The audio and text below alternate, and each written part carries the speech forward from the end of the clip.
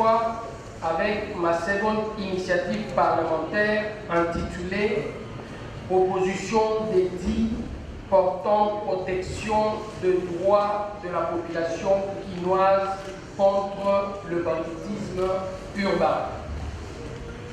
Nul n'ignore que cette ville, nul n'ignore que dans notre ville de Kinshasa, nous sommes actuellement confrontés à une recrudescence inquiétante d'une sorte de criminalité touchant toute la commune. Et je suis d'avis que nous avons réellement suivi les présidents lors de la 6e réunion du comité de ministres, du Conseil de ministres, tenue en date du 19 juillet 2024. Le président de la République, chef de l'État, son Excellence M. Félix Antoine Tshisekedi Tshilombo, avait exprimé sa préoccupation face à la recrudescence de la criminalité urbaine, notamment le phénomène Kuluna à Kinshasa. Le président, lors du Conseil des ministres, les chefs de l'État avaient exprimé sa volonté ferme d'encadrer les secteurs des motards, conscients du rôle qu'ils jouent dans la mobilité urbaine et la lutte contre le chômage. C'est dans cette même logique républicaine de justice sociale et de bonne gouvernance que je soumets humblement à votre haute appréciation la proposition de 10 portant réglementation du transport en commun par taxi-moto dans la ville de Kinshasa pour solliciter votre vote de recevabilité. Réglementation applicable aux chars dans la ville province de Kinshasa que nous avions eu l'honneur de soumettre à notre auguste plénière lors de la dernière session parlementaire. Il a plu au ciel de me permettre de revenir devant cette même auguste assemblée, cette fois avec ma seconde initiative parlementaire intitulée « Opposition des dits portant protection de droits de la population quinoise contre le banditisme urbain ».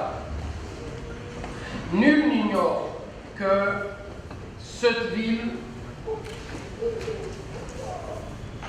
nul n'ignore que dans notre ville de Kinshasa, nous sommes actuellement confrontés à une recrudescence inquiétante d'une sorte de criminalité touchant toute la commune.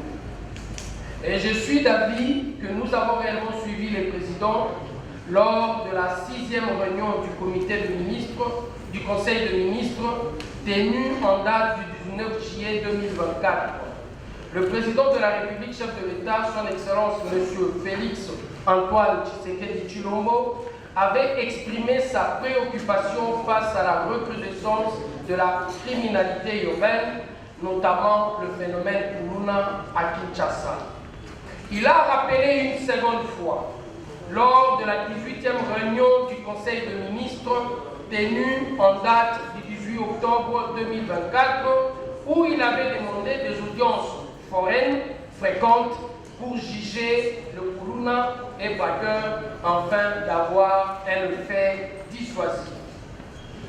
Ces phénomènes bien réels, marqués par la prolifération de groupes de personnes, notamment de jeunes désignés sous le terme de Kuluna, qui parfois, pour des raisons non lucratives ou pécuniaires, mais pour de mobiles de vantardise, de gloire, de sabotage ou d'autodéfense, qui les différencient des criminels proprement dits, sèment la terreur et désolation.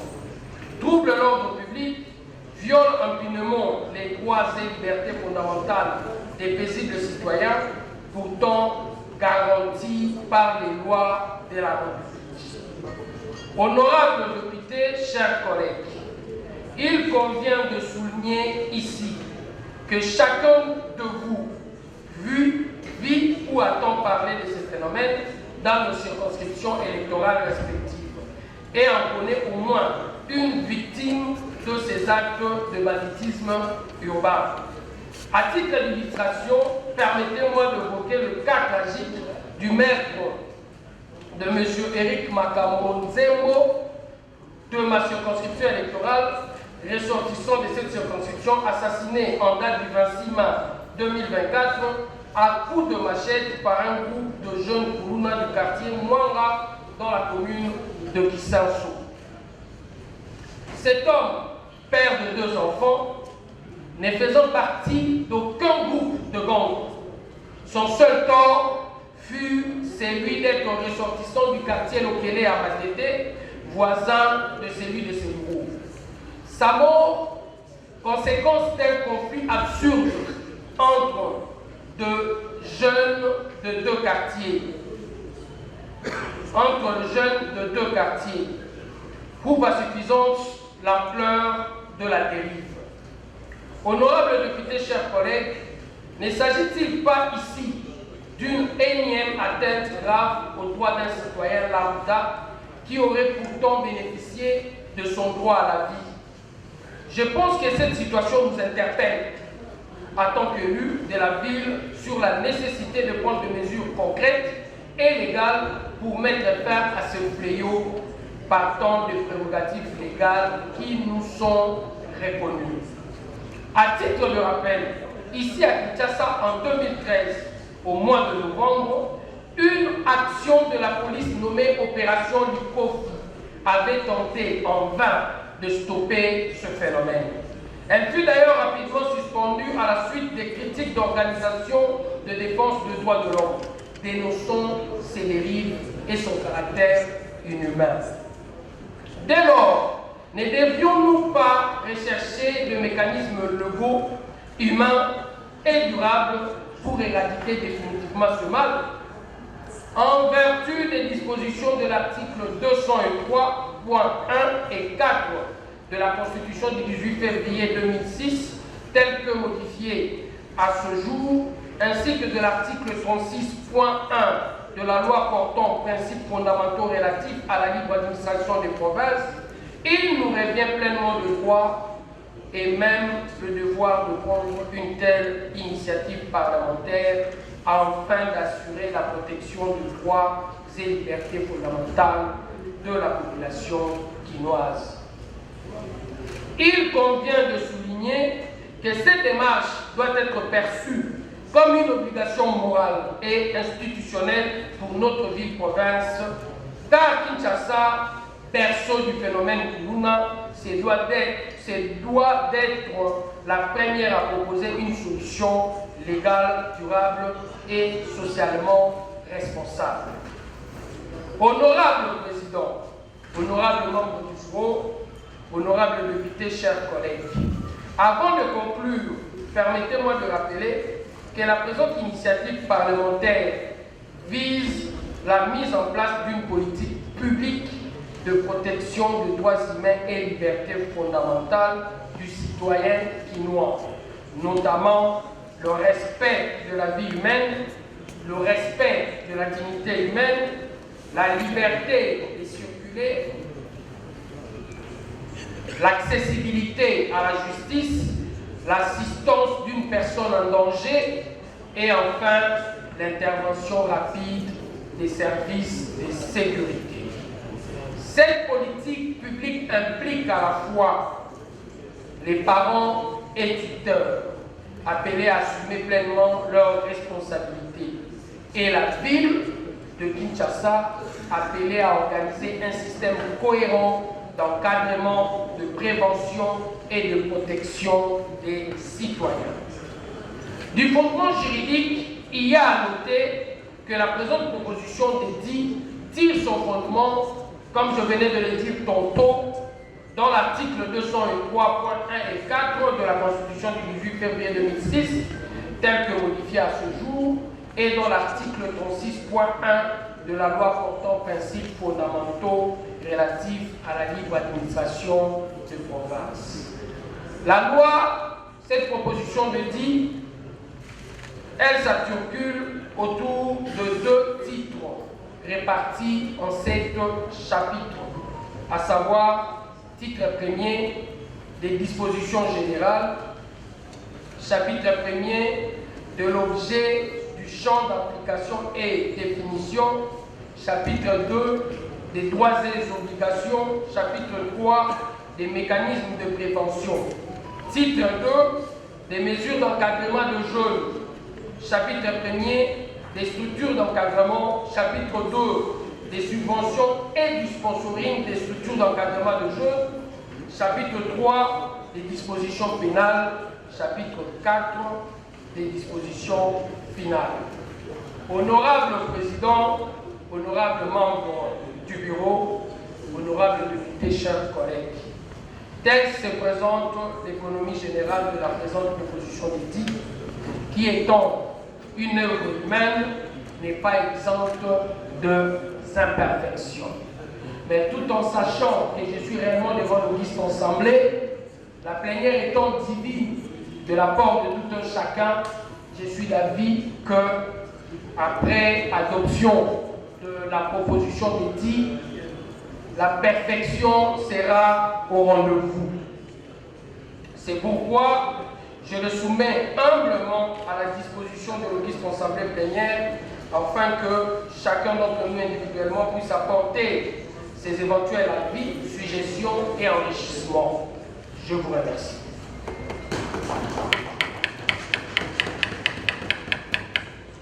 Merci beaucoup, honorable Diabanza, Mouananene Marty, l'élu de... Les membres du bureau, honorables députés et très chers collègues, je vous remercie infiniment pour la parole accordée, parce qu'il est de notre responsabilité, comme vous le savez. Les députés ont principalement deux missions. La première, c'est de contrôler le gouvernement provincial. Deuxièmement, c'est de légiférer. Il y a une troisième mission qui s'ajoute. Il s'agit de la représentation.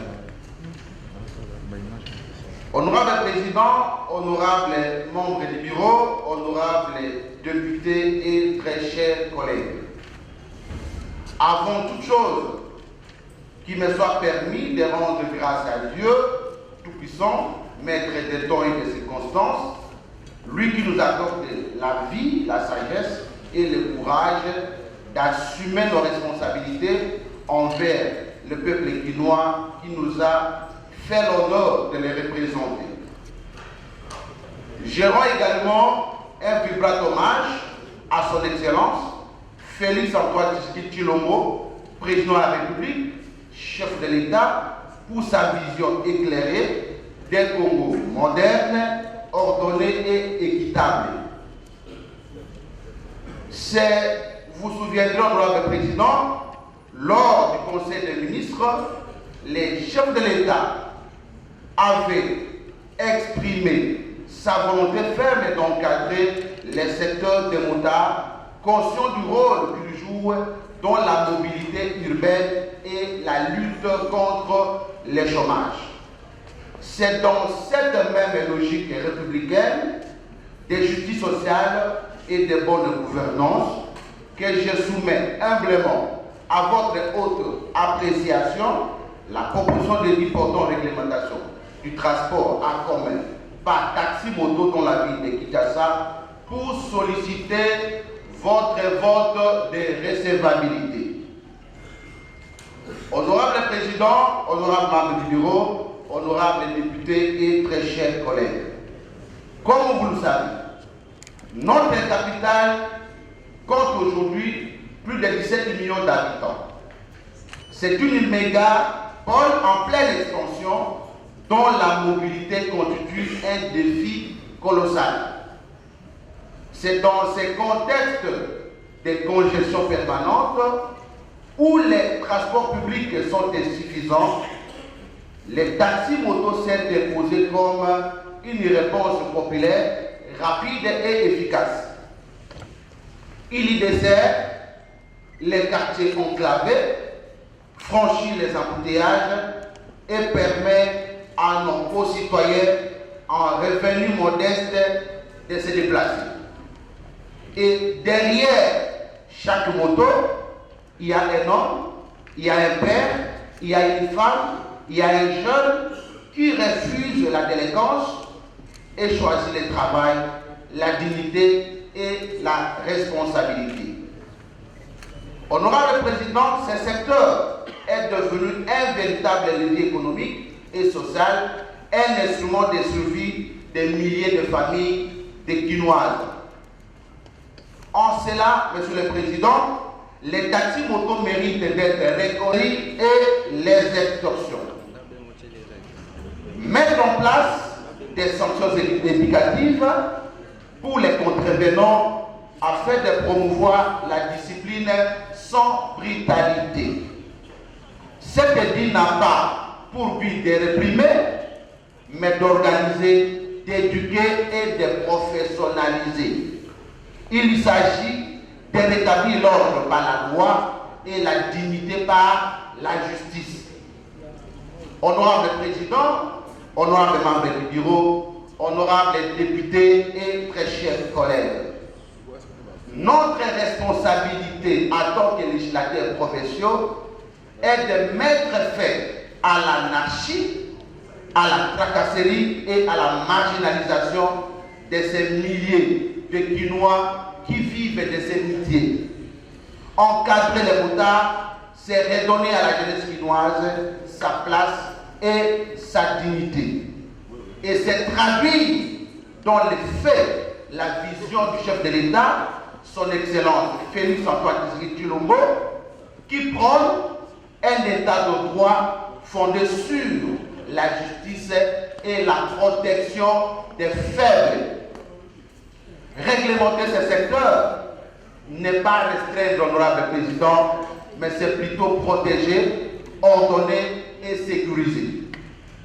Adopter cette proposition de dit honorable président, c'est poser un acte d'amour pour Kinshasa. C'est faire de notre capitale une ville plus sûre, une ville plus organisée et une ville plus humaine. Vous n'êtes pas, c'est dire honorable président en motards, que vous n'êtes pas des marginaux, vous êtes des citoyens respectés et protégés. Honorable président, honorable membre du bureau, telle est l'économie de notre exposé. Que Dieu bénisse la République démocratique du Congo et son président. Que Dieu bénisse la ville de Kinshasa et son gouverneur. Que Dieu bénisse l'Assemblée provinciale et les membres du bureau. Que Dieu bénisse tous les députés provinciaux de la ville de Kinshasa. Que Dieu bénisse toute l'administration provinciale de l'Assemblée provinciale de Kinshasa. Je vous remercie. Merci, honorable Makoy, mais il nous a bénis. Faudra-t-il dire. Suivez votre magazine d'actualité Focus plus 243 pour ne rien rater sur la sécurité, la santé, la politique et que sais-je encore.